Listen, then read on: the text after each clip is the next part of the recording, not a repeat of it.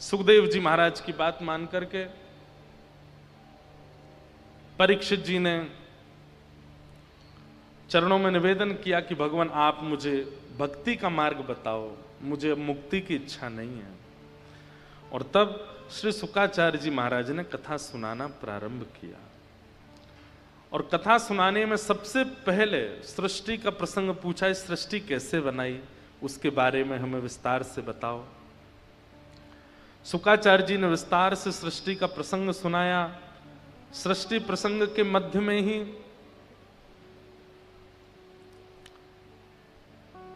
विदुर उद्धव संवाद आया, जहां पर विदुर जी महाराज को उद्धव जी कहते हैं कि आप हरिद्वार जाओ। और हरिद्वार में आपके लिए ठाकुर जी ने भागवत धर्म का उपदेश देने के लिए मैत्रेय मुनि को आज्ञा की है।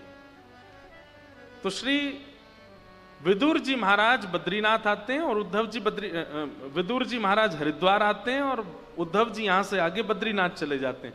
ठाकुर जी के प्रस्थान के बाद पादुका लेकर के उद्धव जी चले गए बद्रीनाथ और विदुर जी रुक जाते हैं हरिद्वार पर। और यहां श्री विदुर जी महाराज का मैत्रेय मुनि के साथ में संवाद चलता है। भागवत जी की 3 धाराएं हैं। एक जगह तो सूत जी महाराज कथा कर रहे हैं, सौनकादि ऋषि सुन रहे हैं। एक जगह सुखदेव जी कथा कर रहे हैं और परीक्षित सुन रहे हैं। और एक भाव अब प्रारंभ हो रहा है कि मैत्रेय मुनि बोल रहे हैं और श्री विदुर जी सुन रहे हैं। विदुर जी महाराज ने मैत्रेय मुनि से सृष्टि प्रसंग सुना, पुनः सृष्टि प्रसंग सुनाया गया। और इसी प्रसंग में ही इस पृथ्वी का निर्माण और पृथ्वी पर प्रथम मानव के रूप में स्वयंभू मनु का आगमन। स्वयंभू मनु शत्रुपा के 2 पुत्र और 3 पुत्री हैं। आकुति, देवहूति, प्रसूति 3 बेटी, प्रियव्रत, उत्तानपाद ये 2 पुत्र हैं। यहां पर अब देवहूति का प्रसंग सुनाया गया, जिनका विवाह कर्दम ऋषि के साथ में हुआ और जिनके यहां पुत्र रूप में साक्षात भगवान कपिल प्रगटे। ऐसी देवहूति माता। काय की आवाज है भैया इतनी जोर की?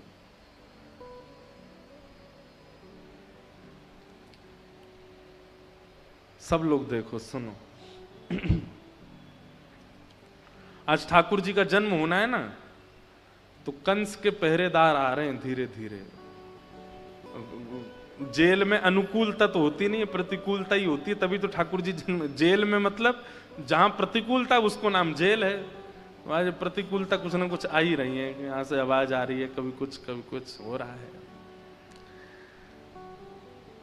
तो मैं क्या बता रहा था? कपिल भगवान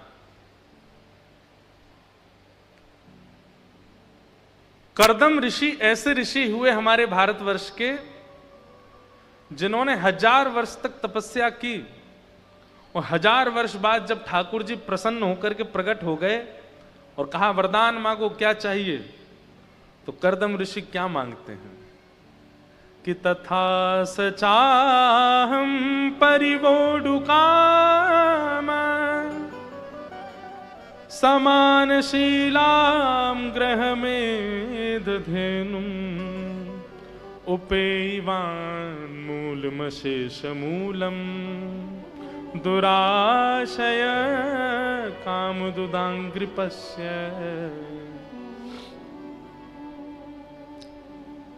बहुत ध्यान से सुनना। कर्दम ऋषि भगवान जब प्रकट हो गए 1000 वर्ष बाद, तो कर्दम ऋषि कहते हैं नाथ एक ही वरदान दे दो। बोले क्या? मैं आपसे जितना प्रेम करता हूं, मैं आपकी जितनी सेवा करता हूं, मैं आपकी जितनी आराधना करता हूं, मुझसे भी ज्यादा आपसे प्रेम करने वाली, मुझसे भी ज्यादा आपकी आराधना करने वाली, मुझसे भी ज्यादा आपसे स्नेह करने वाली एक कन्या से मेरा ब्याह हो जाए, ऐसी कृपा कर दो। इसका मतलब क्या है? सुलक्षणा गृहिणी बिना तप के नहीं मिलती। जितने भाई लोग बैठे हैं और जितनी बहनें भी बैठी हैं वो भी सुने। अब जिनके हो गए ब्याह वो तो कुछ कर नहीं सकते, जिनके अभी नहीं हुए वो अभी भी कर सकते हैं। कर्दम ऋषि ने तपस्या की है, किसके लिए? एक सदगृहिणी पत्नी की प्राप्ति के लिए।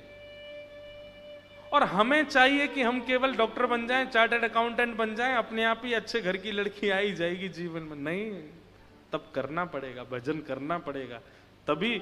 अब हाँ, खाने पीने वाली तो आ जाएंगी, पर भगवत भक्त तो उसके लिए तो तब करना पड़ेगा, तभी आएंगे।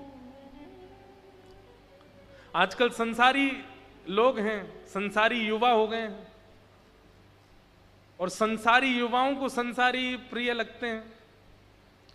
आजकल के लड़का लड़की ऐसे हो गए खाने पीने वाले कि वो जब ब्याह करने के लिए जब उनके पास संबंध आता है तो वो उससे गुपचुप पूछ लेते हैं, तुम भी खाती हो,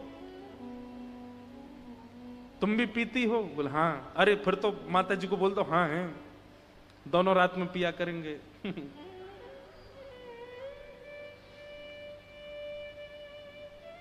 बहुत विचित्र संसार हो गया है।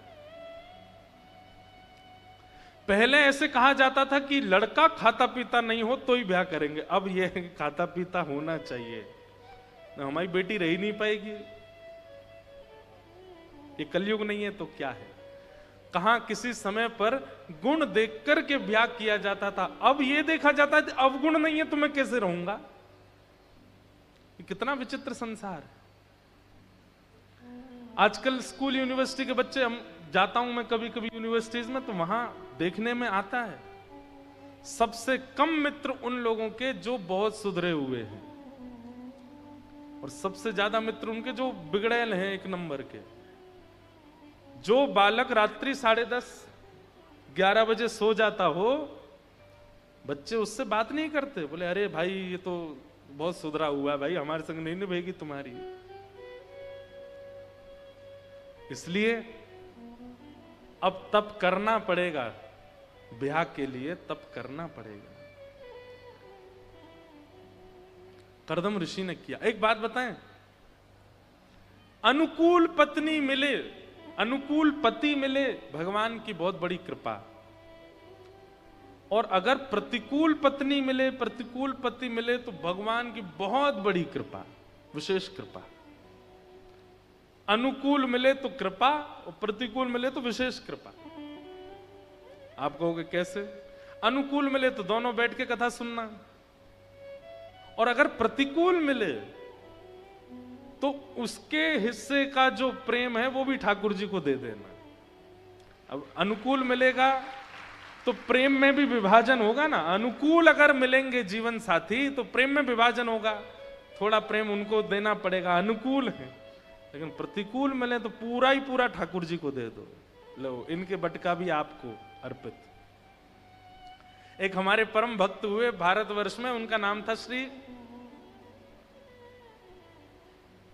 तुकाराम जी महाराज।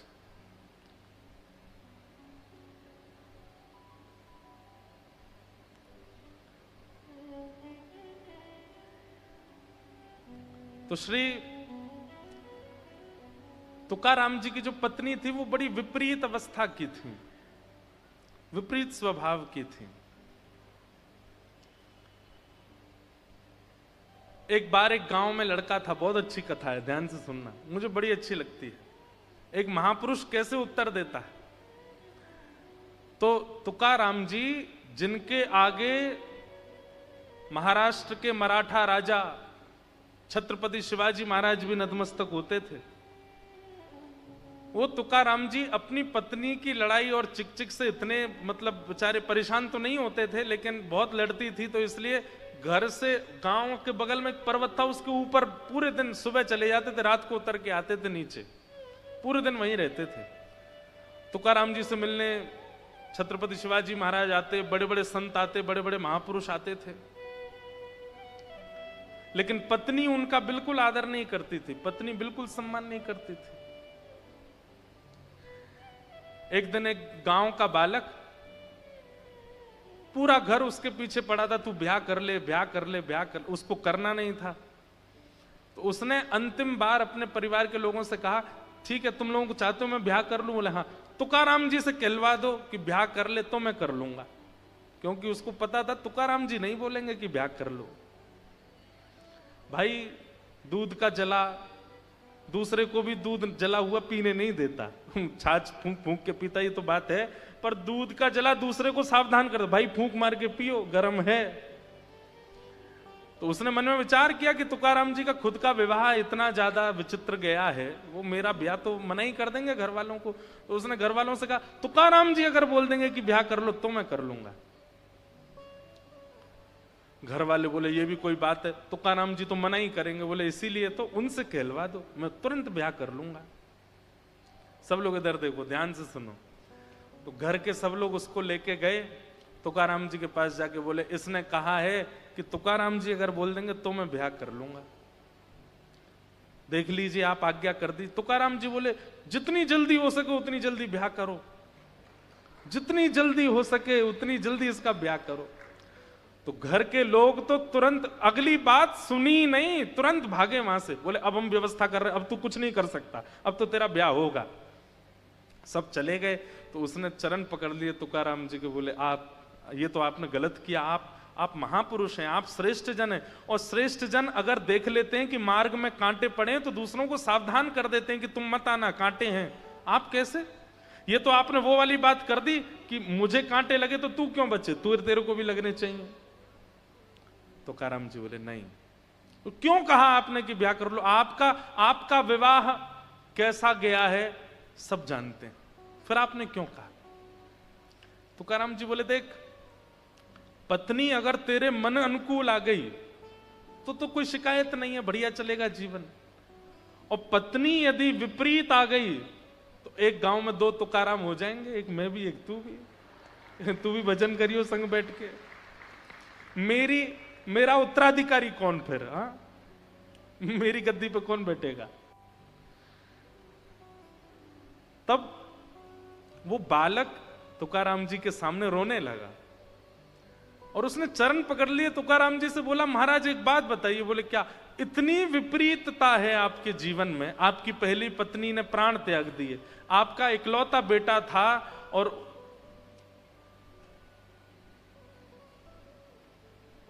अकाल पड़ने की वजह से उसकी मृत्यु भी हो गई, दूसरा विवाह हुआ आपका, दूसरी पत्नी इतनी तेज आई कि वो आपको मार तक देती है सबके सामने, इतनी सब विपरीतता आप अपने जीवन में देखते हैं, इतने खुश कैसे रहते हैं आप, इतने प्रसन्न कैसे रह लेते हो। हमारे जीवन में एक कष्ट आता है तो हम तो कितने दिन तक चिंता में रहते हैं, पर आप इतने कष्टों में रहते हो भी इतने प्रसन्न कैसे हो। तुकाराम जी महाराज ऐसा उत्तर देते हैं। तुकाराम जी कहते हैं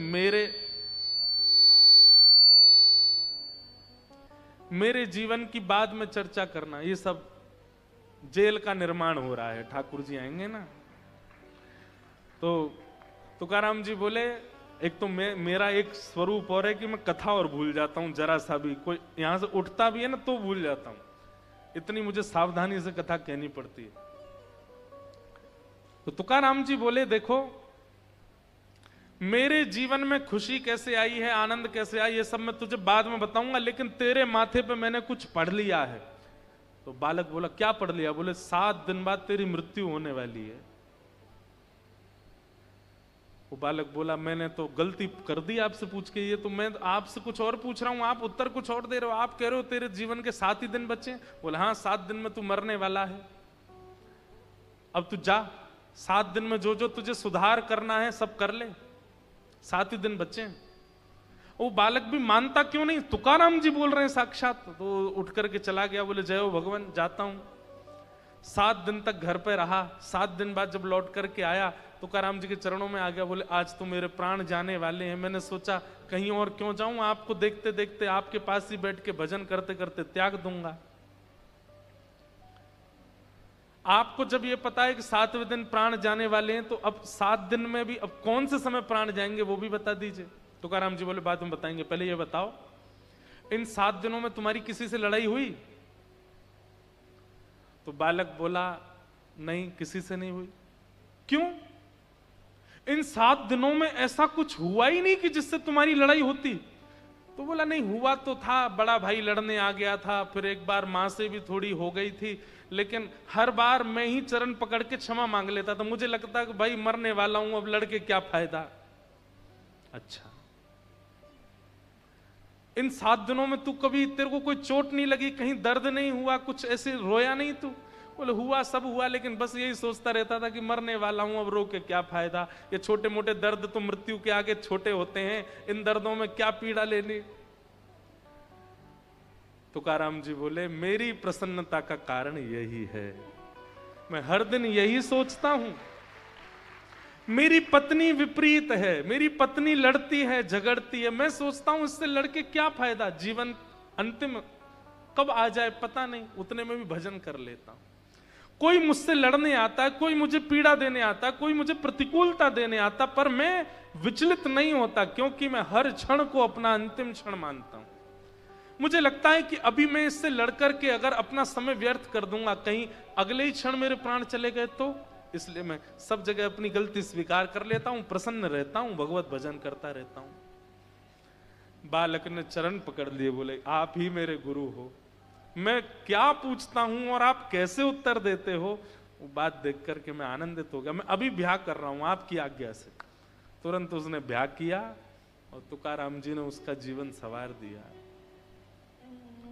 सोचिए, ये सब भक्त जन, ये सब संत जन, ये सब महापुरुष जन, ये लोग ऐसा जीवन जी के हमें सूत्र देकर के गए हैं कितने। इसलिए प्रतिकूल पत्नी अगर मिले, पति मिले, तो उसके बट का जो प्रेम है वो भी ठाकुर जी को दे देना। आप अपने भाग्य को बस मान लीजिएगा, जो था वो मिला है, और स्वीकार करके भगवत भजन करो। अनुकूल होता तो दोनों करते, प्रतिकूल है तो अकेले करो। हर स्थिति में सम रहो।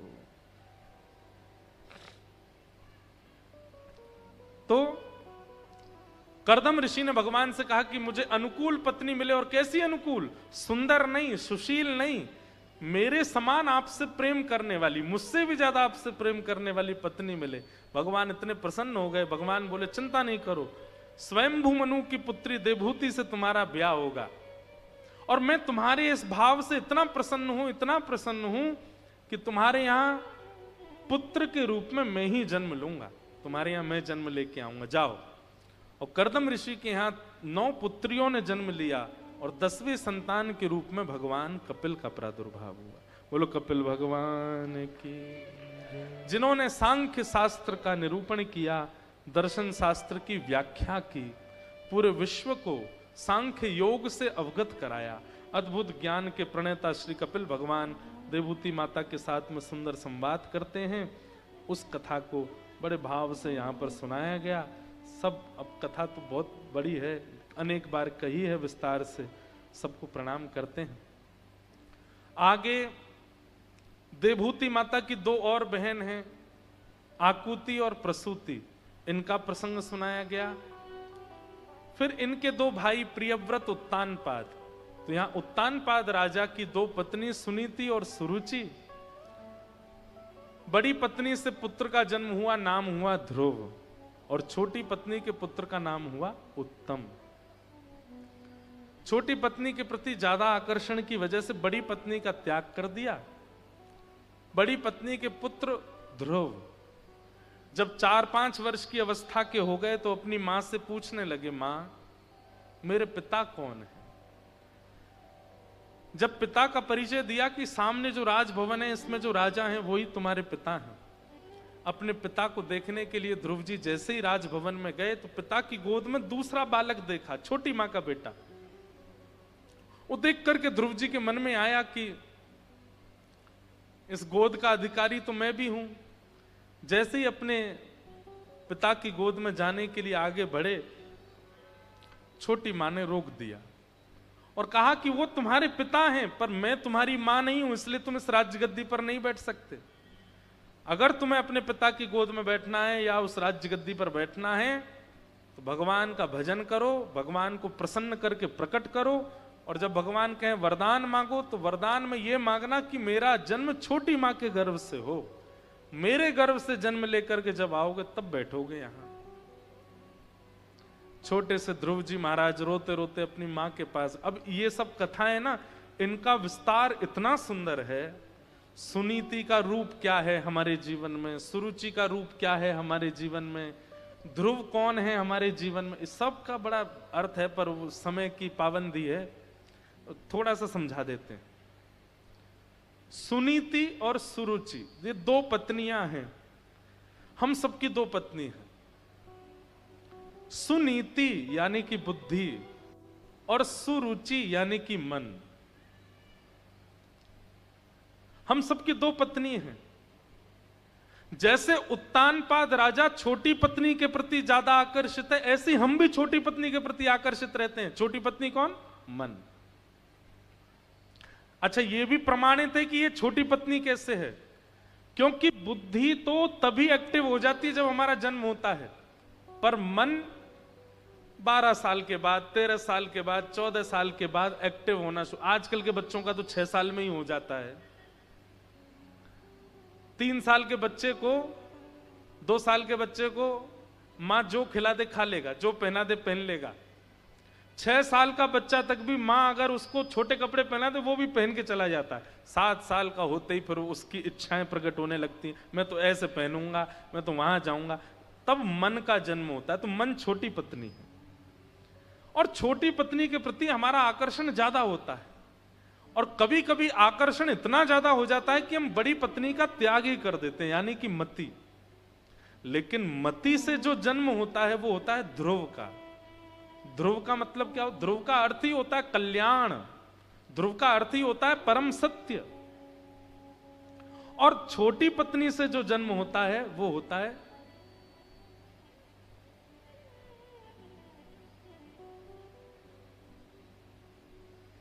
सुनीति के पुत्र ध्रुव और सुरुचि के पुत्र उत्तम। मन से जो जन्म होता है वो किसका होता है? उत्तम का। उत्तम वस्तु कल्याणकारी नहीं होती। अब आप मुझसे पूछो आपको अच्छा क्या लगता है, उत्तम क्या लगता है, तो अच्छी बात में मैं मन से जो जन्मा उसी का नाम लूंगा। क्या? रसगुल्ला अच्छा लगता है, तो रसगुल्ला एक ही अच्छा है। जैसे ही 2 खाने शुरू किए, 3 खाया, 4 खाया, फिर वो बिगाड़ेगा ही। मन से जन्म लेने वाली वस्तु कल्याणकारी नहीं हो सकती, वो कुछ समय की प्रिय हो सकती है। लेकिन हम लोग मन के इतने आदी हो जाते हैं कि बुद्धि का त्याग कर देते हैं। आप लोग कहोगे महाराज जी तो फिर क्या करें, बुद्धि के अधीन रहना चाहिए? नहीं। इसका अर्थ क्या है?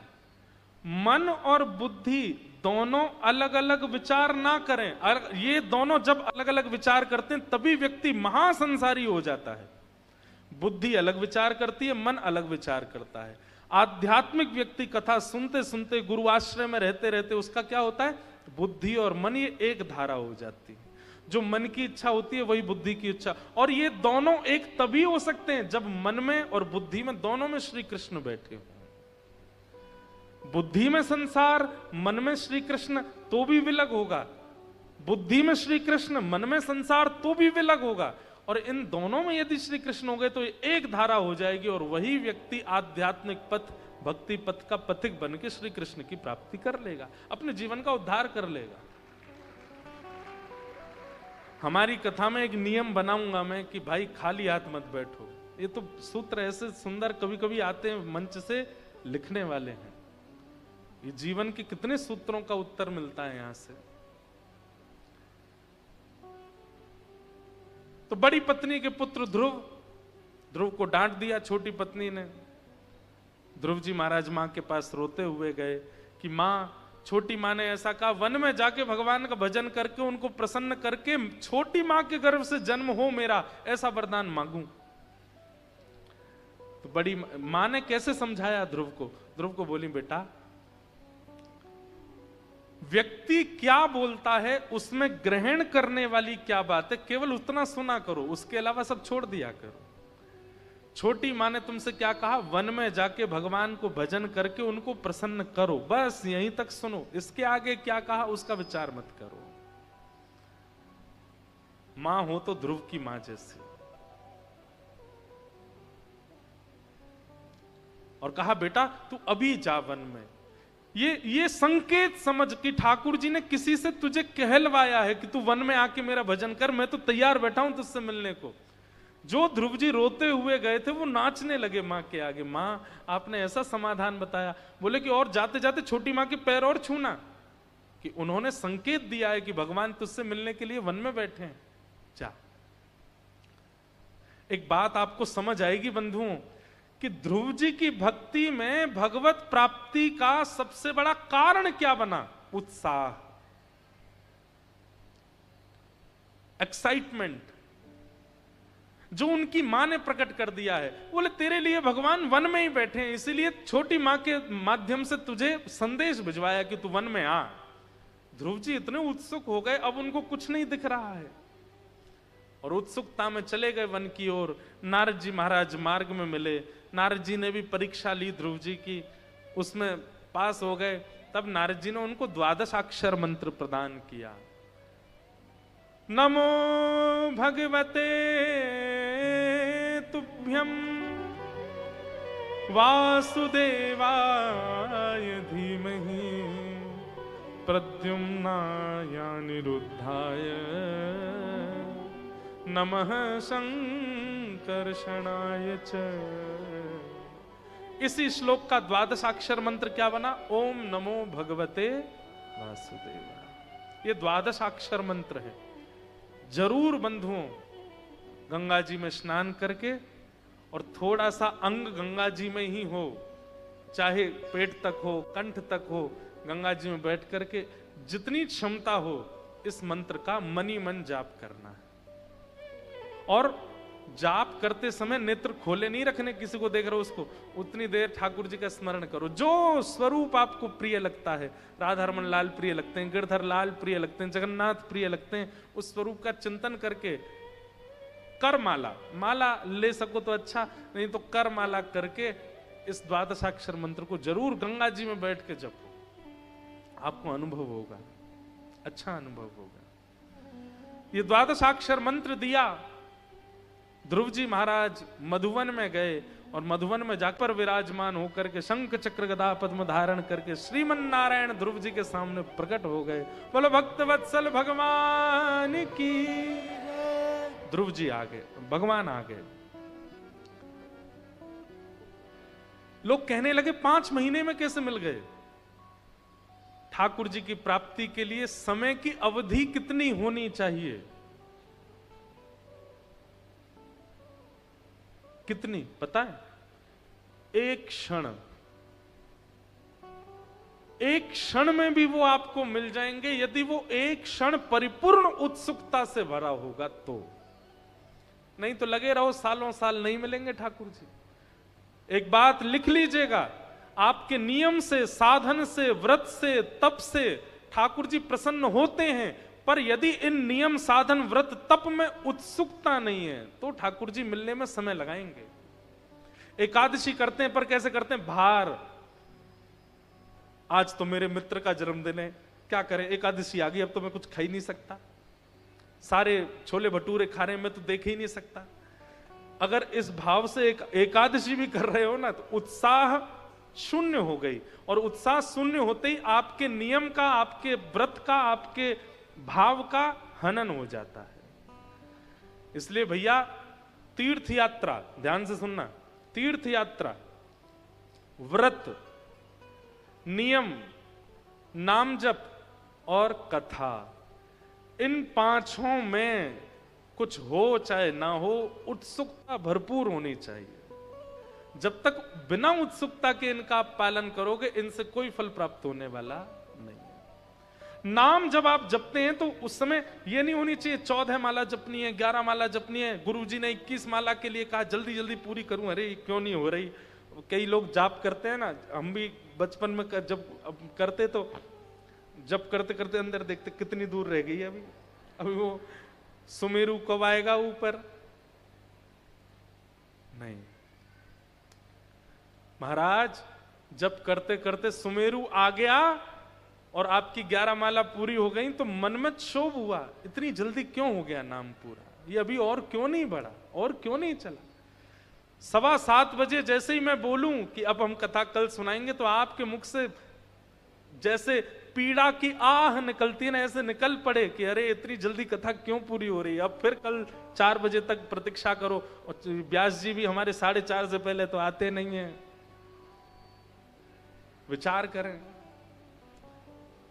ये व्याकुलता, उत्सुकता से ठाकुर जी मिलते हैं बाकी जप नियम तप वह कुछ भी हो, उत्सुकता।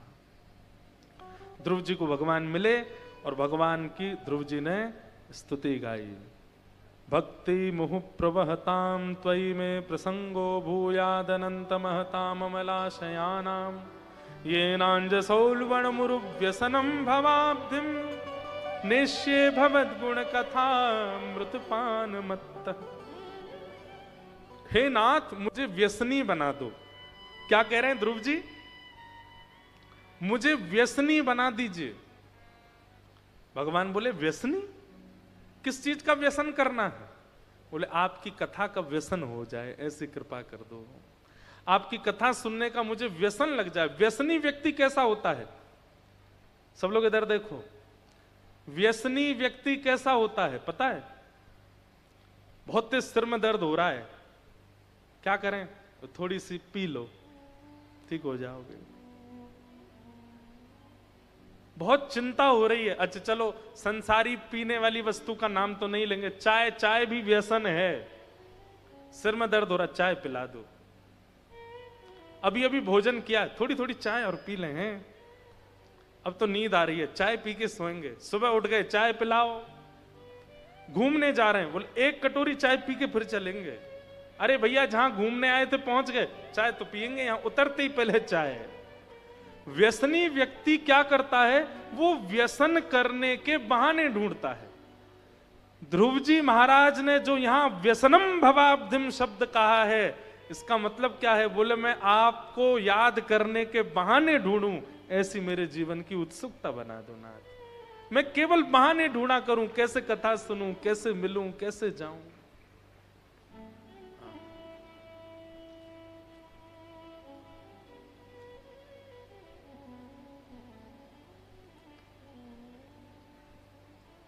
हम बहाने नहीं ढूंढते।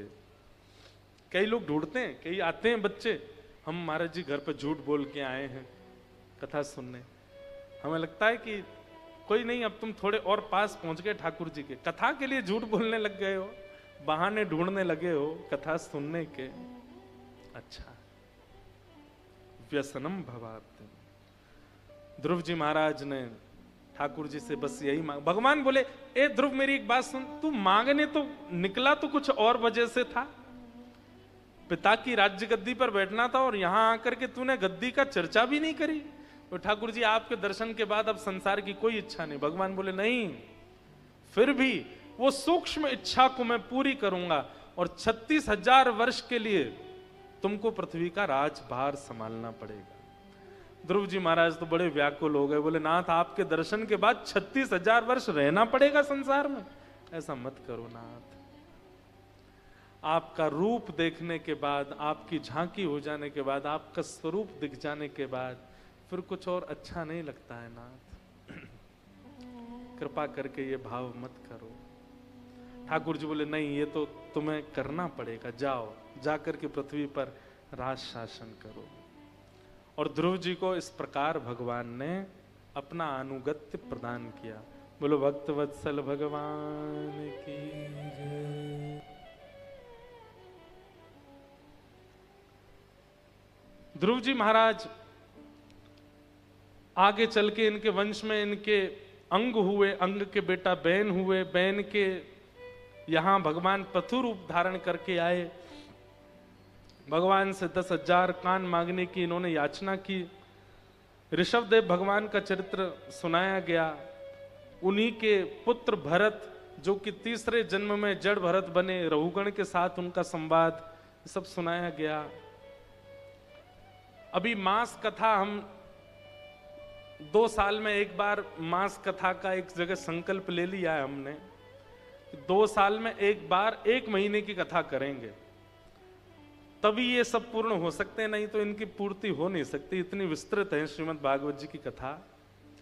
और भागवत जी कथा विस्तृत, पर उसका भाव आपको समझ आए उसके लिए कई उदाहरण बीच में देने पड़ते हैं, तो बहुत विस्तार हो जाता है। तो अगली मास कथा हमारी अप्रैल में है नासिक में, कभी संभवतः बनेगी। तो मेरा निजी मन तो बहुत है कि या तो ऋषिकेश या हरिद्वार में एक बार मास कथा हो, क्योंकि जो यहाँ का वातावरण है, जो गंगा जी की ऊर्जा है, और जो यहाँ ऋषियों की तपस्या का जो भाव है ना, उसमें 1 मास पर्यंत बैठ के गंगा जी के तट पर कथा हो, ऐसा कभी बनाएंगे योजना भविष्य में। हमारी माता जी टेढ़ी टेढ़ी देख रही हैं हमको, बोले इसको तो यही लगता है करते रहे। अब क्या बताएं, अब बचपन से हमने गर्व से कथा ही सुनी है, तो और क्या आएगा, हमको यही आती है। बाकी तो ठाकुर जी कृपा करते हैं। तो इस प्रकार नरकों का वर्णन किया, भूगोल खगोल का वर्णन किया, वृत्रासुर की कथा का वर्णन किया, सबको हम प्रणाम मात्र कर रहे हैं। तत्पश्चात हिरण्यकश्यप के यहाँ प्रहलाद भक्त का आविर्भाव हुआ और प्रहलाद जी की रक्षा के लिए भगवान खम्भ से प्रकट नृसिंह रूप में हुए।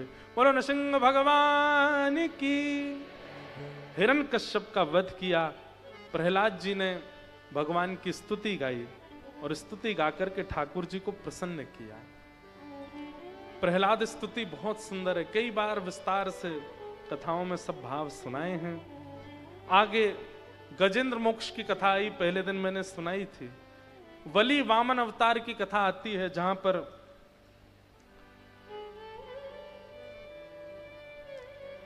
बलि पर कृपा करने के लिए वामन भगवान आए। 3 पग जमीन लेने का संकल्प लेकर के भगवान विराट हो गए और 2 पग से तीनों लोक नाप लिए। तत्पश्चात अनेक अनेक कथाओं का वर्णन किया गया और उसी बीच श्री गंगा जी के अवतरण की कथा भी आती है। सूर्यवंश के राजाओं का जब प्रसंग प्रारंभ हुआ तो सूर्यवंश के राजाओं में एक सगर नाम के राजा हुए। सगर के 2 पुत्र थे, 2 पत्नियां थीं। पहली पत्नी से तो 60,000 पुत्रों ने जन्म लिया और दूसरी पत्नी के पुत्र हुए असमंजस, असमंजस के हुए अंशुमान, अंशुमान के हुए दिलीप और दिलीप के हुए भगीरथ। और भगीरथ महाराज ने जाकर के हिमालय पर घनघोर तपस्या की, तब भगवान के चरणों का अभिषिंचित जल मां गंगा इस पृथ्वी पर प्रकट हुई। बोलो गंगा मैया की। कथा ऐसी है कि कपिल भगवान तपस्या कर रहे थे और सगर राजा जो थे ये अश्वमेध यज्ञ कर रहे थे। अश्वमेध यज्ञ में अश्व जो घोड़ा होता है उसको वन में छोड़ा जाता है और जहां तक वो घोड़ा जाएगा वहां तक दिग्विजय मानी जाती है राजा की। अगर वो घोड़ा पूरी पृथ्वी की परिक्रमा करके वापस वहीं आ गया जहां से निकला है तो उस व्यक्ति का अश्वमेध यज्ञ पूर्ण हो जाता है और उसको इसके फल स्वरूप इंद्र की पदवी प्राप्त होती है। तो इंद्र कभी नहीं चाहते कि किसी का अश्वमेध यज्ञ पूर्ण हो, इसलिए अश्व का हरण करके इंद्र ने कपिल मुनि के आश्रम पर बांध दिया। सगर राजा ने अपने 60,000 पुत्रों को आज्ञा की कि जाओ अश्व ढूंढ के लाओ।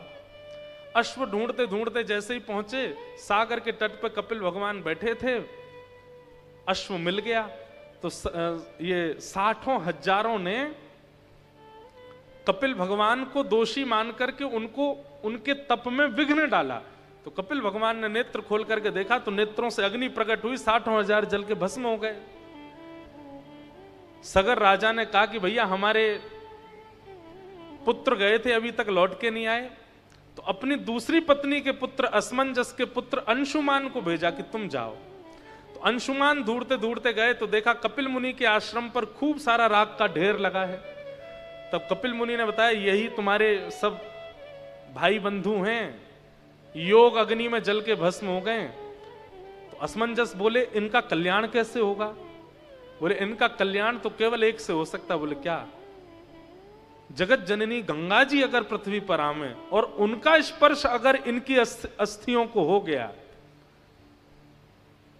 तो एक ऋषि की योगाग्नि में जलकर के भस्म होने वाले भी, ऋषि की योगाग्नि में जल के भस्म होने का मतलब है कहीं गति नहीं हो सकती। ऋषि की योगाग्नि में जल करके भस्म होने वालों की भी गति सुधार सकती है मां गंगा। तुम तप करके उनको लेके आओ। तब अंशुमान गए हिमालय पर, लेकिन अंशुमान ने तप किया, गंगा जी नहीं आई। सब लोग इधर देखो, ध्यान से सुनो। अब आ रही है कथा तो सुन लो, बहुत दिन बाद सुना रहे हैं। अंशुमान ने तप किया, गंगा जी नहीं आई। अंशुमान के पुत्र दिलीप ने जाकर के तप किया, गंगा जी नहीं आई।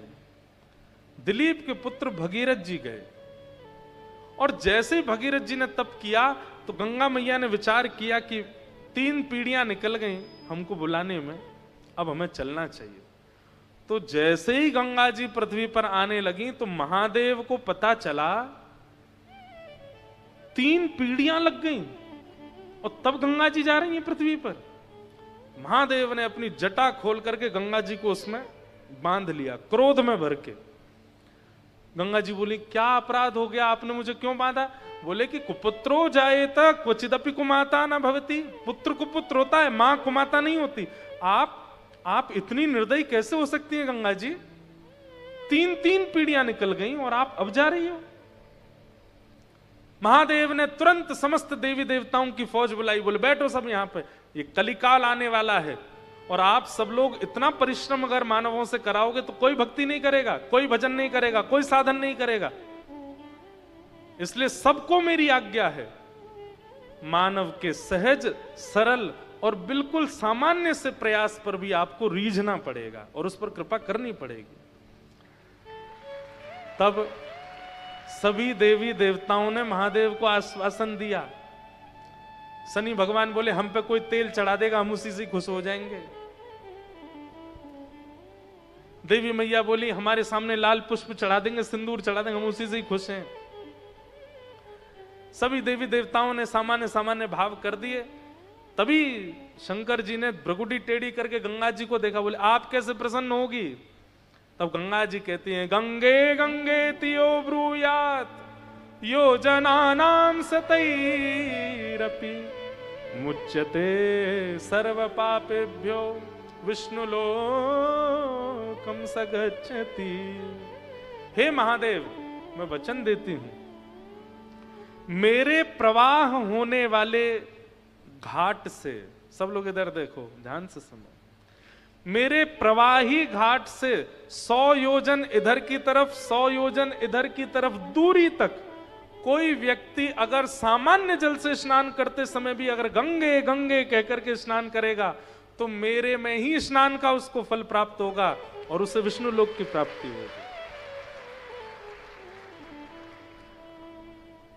समझ में आई बात? तब महादेव प्रसन्न हो गए, बोले हाँ अब ठीक है, बोले अब हमें मुक्त कर दीजिए। तब महादेव ने अपनी जटा खोली और पितु शिरसि पतंती जानवी न पुनातु। तब जानवी यानी कि श्री गंगा जी का पृथ्वी पर आगमन हुआ। बोलो गंगा मैया की जय। अनेक कथाएं, उनमें से एक कथा ऐसी भी है, अनेक अनेक जटाओं से बहती हुई, इसीलिए हिमालय के जगह जगह से गंगा जी का प्रादुर्भाव है। कहीं अलकनंदा बन के, कहीं भागीरथी बन करके, कहीं किसी रूप में गंगा जी आती हैं। और यहां से थोड़ी दूर पर ही देवप्रयाग, वहां से गंगा बन करके फिर हरिद्वार आती हैं और पूरे विश्व को पावन करती हैं। तो ऐसी गंगा मैया के प्रादुर्भाव का सुंदर प्रसंग सुनाया गया। सूर्यवंश के राजाओं की कथा सुनाते हुए इसी सूर्यवंश में भगवान राम प्रकट हुए। एक श्लोक में हम लोग राम जी को प्रणाम करते हुए सीधे चलेंगे नंदोत्सव की ओर। 7:30 बज गए और फिर नंदोत्सव मनाएंगे, खूब आनंद होगा। सब लोग सावधानी से बैठना। प्रभु श्री राम का स्मरण करते हुए सब लोग प्रणाम करो। गुरुवर थे त्यक्त राज्यो व्यचरदनुवनम पद्म पद्भ्याम प्रियाया पाणिस्पर्शा क्षमाभ्याम व्रजत जद पथरुजो यो हरिन्द्रानुजाभ्याम